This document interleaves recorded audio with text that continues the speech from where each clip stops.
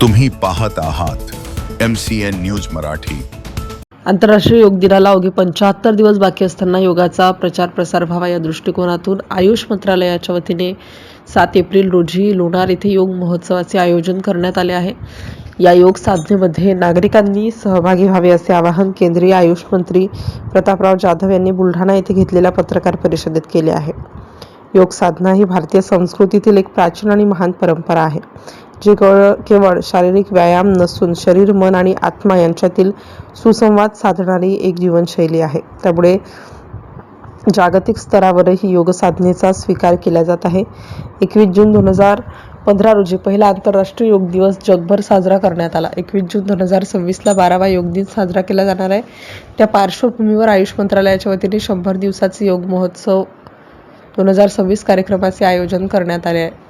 यातील पहिला कार्यक्रम दिल्ली येथे झाला। दुसरा 75 दिवस बाकी असलेला काउंटडाऊन योग महोत्सव कार्यक्रम 7 एप्रिलला बुलढाणा जिल्ह्यातील जगप्रसिद्ध लोणार सरोवर येथील छत्रपती शिवाजी महाराज उद्यान येथे आयोजित करण्यात आला आहे। या योग साधनेमध्ये 7,000च्या अधिक योग साधक सहभागी होणार आहेत। या योग साधनेच्या माध्यमातून एशियन बुक ऑफ रेकॉर्डमध्ये प्रवेश करण्याचा प्रयत्न केला जाणार आहे। एकाच वेळी त्रिकोणासन करणाऱ्या लोकांची सर्वाधिक संख्या राहणार आहे, अशी माहिती केंद्रीय आयुष मंत्री प्रतापराव जाधव यांनी दिली। MCN न्यूज मराठीकरिता रवींद्र शिरस्कार, बुलढाणा। 21 जून हा दिवस जागतिक योग दिवस म्हणून जगभरामध्ये साजरा केला जातो आणि हा योग दिवस साजरा करण्यामागचा जो हेतू आपले पंतप्रधान आदरणीय नरेंद्र मोदी साहेबांचा होता की योग हा लोकांच्या मन स्वास्थ्यासाठी, शरीर स्वास्थ्यासाठी अतिशय उपयोगी असं ते एक साधन आहे आणि म्हणून तो प्रत्येकाने योग केला पाहिजे। हर घर योगचा नारा त्यांनी आपल्या देशवासियांसाठी दिला।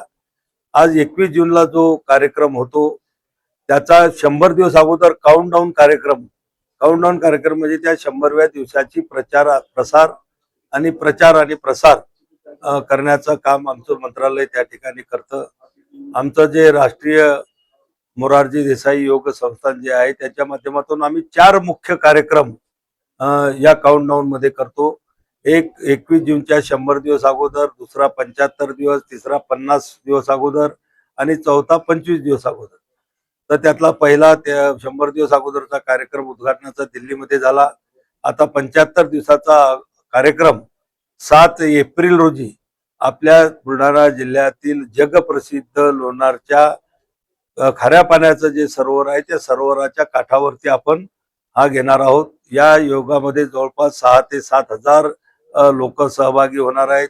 वेगवेगळ्या संस्थान, पतंजली असेल, त्यामध्ये श्री श्री रविशंकरजी यांची संस्था असेल, आपल्या जिल्ह्यातले योग संस्थान असतील, योग करणारे जे काही गट असतील, महिला पुरुष असे मोठ्या प्रमाणामध्ये त्याच्यामध्ये सहभागी होणार आहेत। आतापर्यंत 4,000पेक्षा जास्त नोंदण्या झालेल्या आहेत आणि अजून शाळेचे विद्यार्थी, शासकीय लोक त्याच्यामध्ये येतील तो वेगळा, तर 7,000पेक्षाही जास्त लोक त्या ठिकाणी येतील।